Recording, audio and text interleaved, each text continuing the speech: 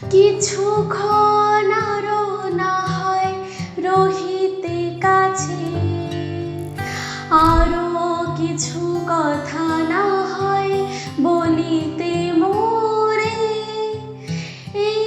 বয়সসীমা অতিক্রম করতে করতে 2025 প্রায় তার শেষ নিঃশ্বাসে।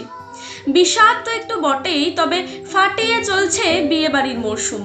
আর আপনারা যারা আমার মতো অনুষ্ঠান বাড়ি থেকে আপাতত বিরত, আজকের রেসিপিটা মূলত আপনাদেরই জন্য।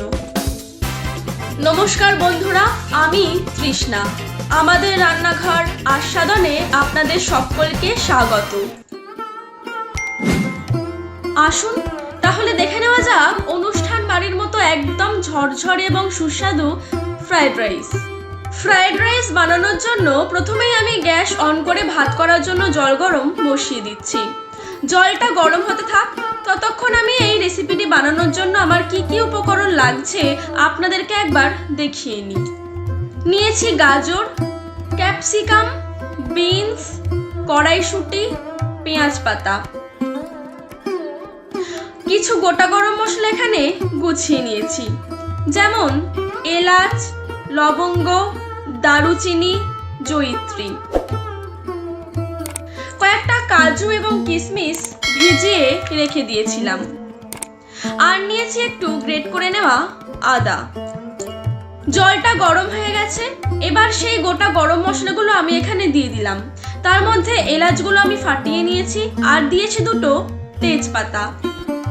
জলটা আমার ফুটে গেছে, এখন আমি গ্যাসের ফ্লেমটাকে মিডিয়ামে করে দিয়ে 2 থেকে 3 বার জল বদলে বদলে ধুয়ে নেওয়া বাসমতি চালটা এর মধ্যে দিয়ে দিচ্ছি। এই চালটা আমি প্রায় 40 থেকে 45 মিনিট সময় ধরে ভিজিয়ে রেখেছিলাম।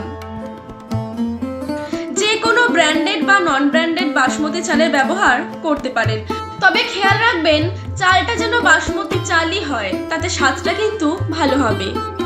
এখন গ্যাসের ফ্লেমটাকে হাইতে করে দিয়ে চালটা 90% সিদ্ধ করে নেব। 100% সিদ্ধ কিন্তু কখনোই করা যাবে না, কারণ তাতে ভাত গলে গিয়ে একেবারে দলা পাকিয়ে যাবে, তাতে করে ঝরঝরে কিন্তু একদম হবে না।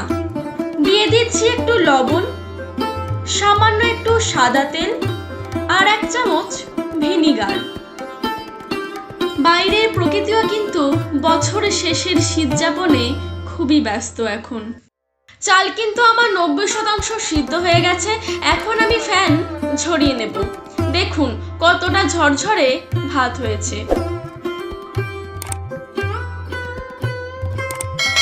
এদিকে আমি আবারও গ্যাস জ্বালিয়ে কড়াই বসিয়ে দিয়েছি। কড়াই একটু গরম হয়ে গেলে এর মধ্যে দিয়ে দিচ্ছি 4 চামচ পরিমাণে সাদা তেল আর হাফ চামচ পরিমাণে ঘি।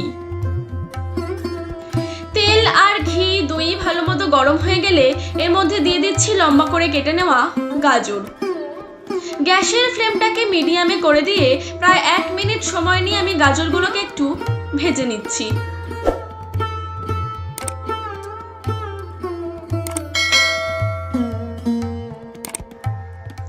এক মিনিট পর আমি এর মধ্যে অ্যাড করে দিচ্ছি কেটে রাখা বিনস।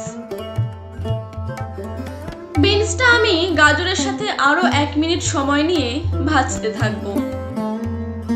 গাজর আর বিনস আমার মোটামুটি ভাজা হয়ে এসেছে। এখন আমি এর মধ্যে দিয়ে দিচ্ছি ভিজিয়ে রাখা কাজু এবং কিশমিশ। এই কাজু আর কিশমিশ কিন্তু বেশিক্ষণ ভাজার কোনো প্রয়োজন নেই।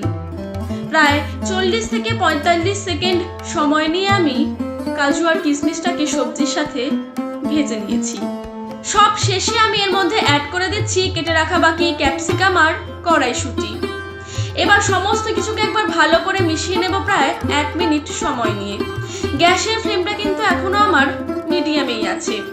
ক্যাপসিকামটা যাতে বেশি রান্না না হয়ে যায় সেই কারণে কিন্তু আমি একদম শেষে ব্যবহার করেছি। আমি এখানে সমস্ত সবজি একসাথে ভেজেছি, তবে আপনারা চাইলেই আলাদা আলাদা করে কিন্তু সবজিগুলো ভেজে নিতে পারেন। দিলাম পরিমাণ মতো লবণ। লবণটা দিয়ে সমস্ত সবজির সাথে মিশিয়ে নিচ্ছি। সমস্ত সবজি আমার ভাজা হয়ে এসেছে। এই পর্যায়ে দিয়ে দিচ্ছি একটু চিনির গুঁড়ো।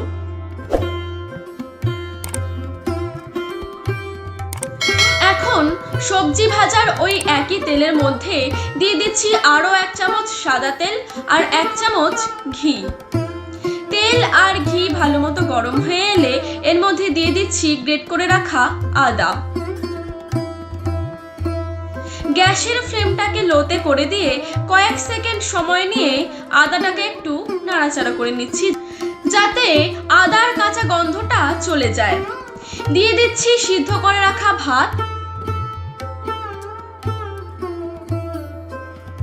এবং ভাতের ওপর দিয়ে দিচ্ছি 1/2 চামচ গোলমরিচ গুঁড়ো, 1/2 চামচ সানরাইজের শাহি গরম মশলা, স্বাদমতো লবণ, স্বাদমতো চিনির গুঁড়ো আর দিয়ে দিচ্ছি ভেজে রাখা সেই সবজিগুলো। এখন গ্যাসের ফ্লেমটাকে মিডিয়ামে করে দিয়ে 3 মিনিট সময় নিয়ে ভাতের সাথে সবজি এবং মশলা আমি মিশিয়ে নেব। আমি এখানে চিনির গুঁড়ো ব্যবহার করেছি যাতে সবজি এবং ভাতের সাথে চিনিটা খুব তাড়াতাড়ি মিশে যায়। আর এই ধরনের রাইস কিন্তু একটু মিষ্টি মিষ্টি হয়ে থাকে। অনুষ্ঠান বাড়িতে চালের পরিমাণ অনুযায়ী সবজির পরিমাপটাও কিন্তু করা হয়, তবে আমি এখানে সবজির পরিমাণটা আমাদের পছন্দ অনুযায়ী রেখেছি। আপনারাও সবজির পরিমাণটা কম বেশি করে নিতে পারেন। সব শেষে আমি উপর থেকে ছড়িয়ে দিচ্ছি পেঁয়াজ পাতা, তবে এটা একেবারেই অপশনাল, আপনারা চাইলে নাও ব্যবহার করতে পারেন। তৈরি হয়ে গেল অনুষ্ঠান বাড়ির মতো একদম ঝরঝরে এবং সুস্বাদু ফ্রাইড রাইস। যে কোনো আমিষ বা নিরামিষ পদের সাথে এই রেসিপিটি কিন্তু একদম জমে যাবে। আর চাইলেই আপনারা এই রেসিপিটি আমার চ্যানেলে দেখানো নানা আমিষ এবং নিরামিষ পদের সাথে ট্রাই করতেই পারেন, যেমন কাশ্মীরি আলুর দম, দুধ পনির, দই চিংড়ি, চিলি চিকেন, মুরগির ঝোল ইত্যাদি। আমার আজকের এই রেসিপিটি আপনাদের কাছে কেমন লাগলো কমেন্টে জানাতে কিন্তু একদম ভুলবেন না। আর যদি আমার চ্যানেলের রেসিপিগুলো আপনাদের কাছে ভালো লেগে থাকে তাহলে অবশ্যই লাইক, কমেন্ট, শেয়ার এবং সাবস্ক্রাইব করতে কিন্তু একদম ভুলবেন না।